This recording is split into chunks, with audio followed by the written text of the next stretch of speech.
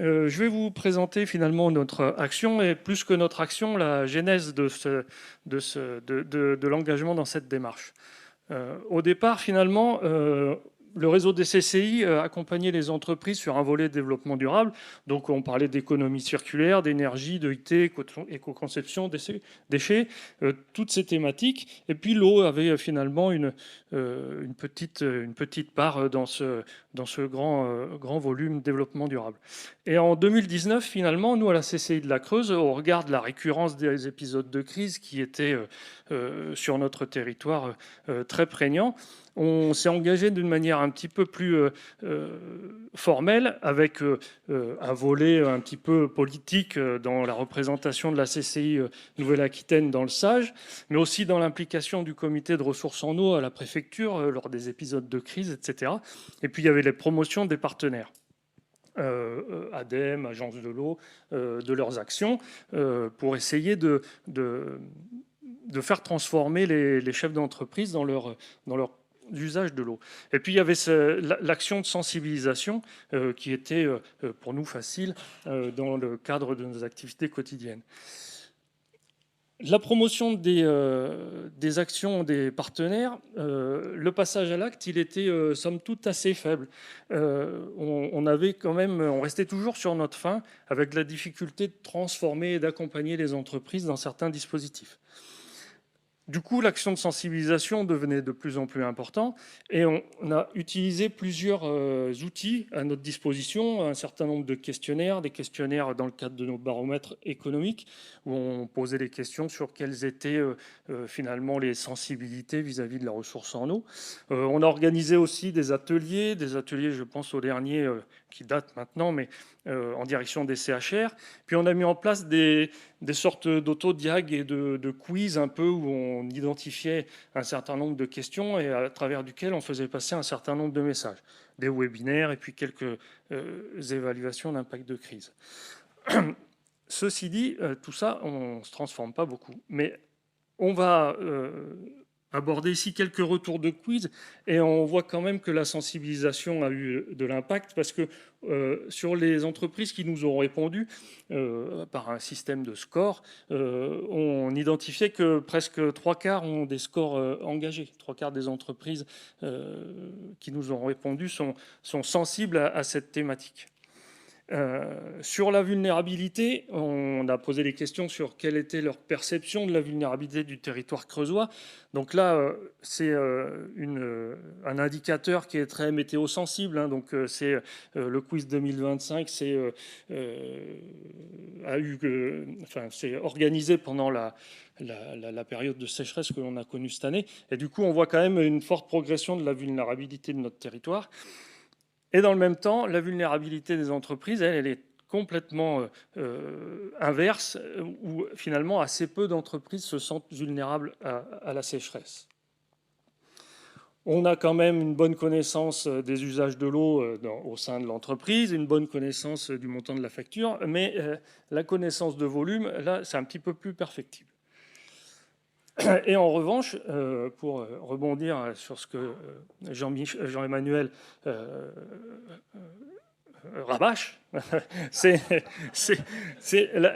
les coûts associés. Finalement, on s'aperçoit que les coûts de traitement sont quand même assez mal perçus, les coûts des autres taxes et redevances aussi, et alors les coûts de l'énergie qui sont liés à l'eau, alors là, c'est un champ qui est complètement ignoré des chefs d'entreprise. Quand on leur pose la question, on identifie quand même la difficulté qu'ils ont à percevoir finalement les défis et les menaces qui sont en face d'eux, et aussi la difficulté d'identifier des actions d'économie d'eau, avec finalement des freins financiers, des freins techniques, des freins matériels.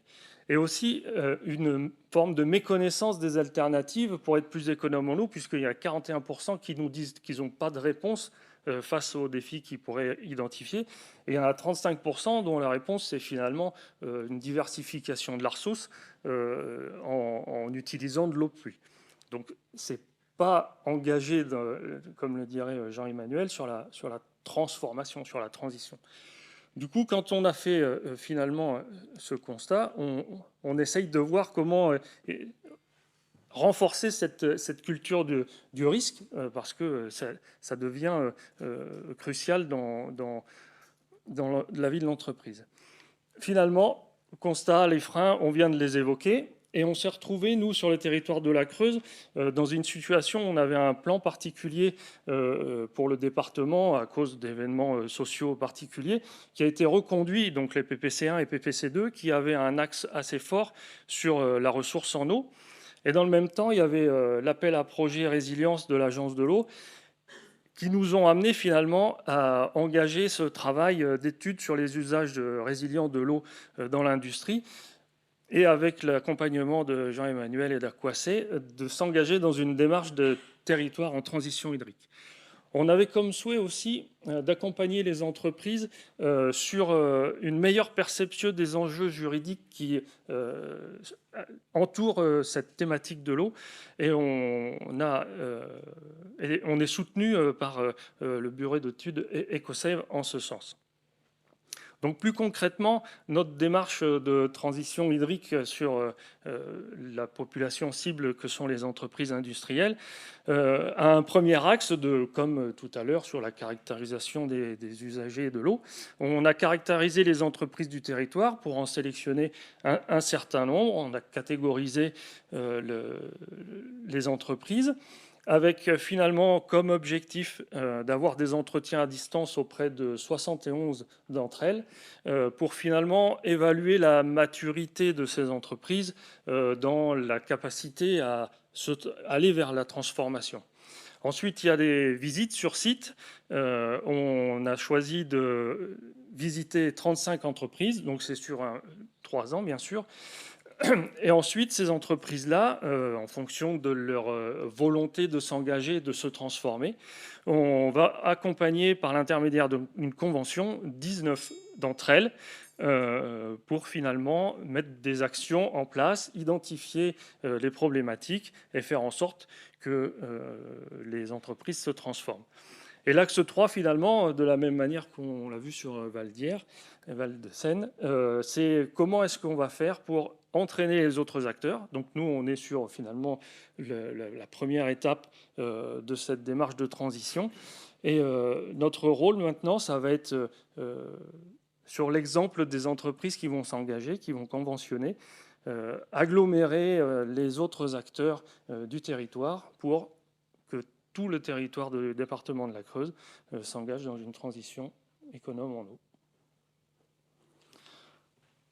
Quelques éléments d'illustration finalement sur la synthèse des différents entretiens sur les rejets, les prélèvements, finalement le fonctionnement des usagers types. Et l'approche juridique, elle, finalement, elle reprend globalement les obligations qu'ont les entreprises lorsqu'elles utilisent de l'eau, et notamment dans les grands volumes. Et pour ce qui est du financement, l'année 1 a été financée par le pacte territorial pour la Creuse, le fameux PPC, là, pour le coup numéro 2, qui est un financement État. Et les années 2 et 3 vont recevoir le financement du projet Résilience de l'Agence de l'eau. Merci. Super. Reste ici. Donc, de la même manière, si vous avez quelques questions, hop. Ouais, vas-y. À ta droite, Stéphane. Voilà. C'est rapide. Une, deux. Moi, c'est assez rapide. Bravo déjà pour ce projet-là. Est-ce que vous l'avez partagé au niveau des autres CCI, des autres départements ou CCI France? Merci. Non, pas encore, parce que finalement, on n'a pas encore terminé l'année 1 de façon officielle, mais sinon, notamment dans le réseau des CCI Nouvelle-Aquitaine, j'ai envie de citer la CCI de Charente, qui est très intéressée par le dispositif que l'on a mis en place là, oui.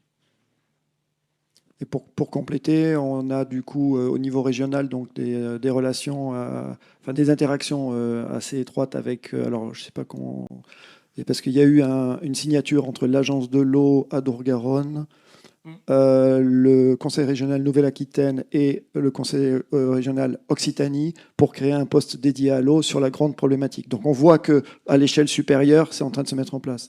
La CCI région Franche-Comté nous a fait intervenir en juillet et au travers de l'opération avec la CAVIVS, on est rentré en contact avec la CCI de l'Essonne qui se trouve être le pilote de la CCI Île-de-France.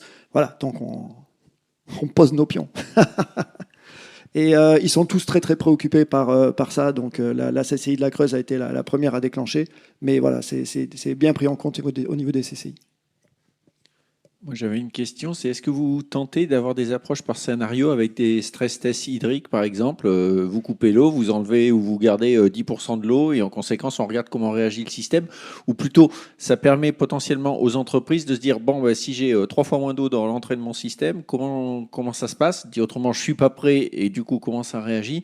Pour essayer de sensibiliser, d'embarquer les gens. Parce que typiquement, si on regarde à travers le monde, il y a eu tout un tas d'endroits où on leur a dit, vous avez plus d'eau, où vous devez diminuer votre consommation de 20, 30, 40%. Et du coup, faut faire avec. Voilà. Et peut-être que c'est une méthode qui peut être intéressante. Si j'ai vu que vous disiez non, donc voilà. Non, je dis pas non. Dans le dernier quiz que l'on a lancé là pendant l'été, on avait posé la question, est-ce que vous seriez prêt à organiser un atelier test de rupture d'approvisionnement en eau? Donc c'est ce pourquoi j'ai mis dans la diapositive la culture du risque à renforcer, c'est parce qu'elles sont assez peu nombreuses. Cependant, si on a l'occasion d'organiser ce type de manifestation, je crois que ce serait assez parlant. Après, est-ce que c'est une démarche individuelle? Est-ce que c'est une démarche collective? Là, je pense que nous, CCI, on aura besoin d'aide sur ces volets-là, sur la manière d'organiser ce type de manifestation. Mais c'est quelque chose à laquelle on pense éventuellement.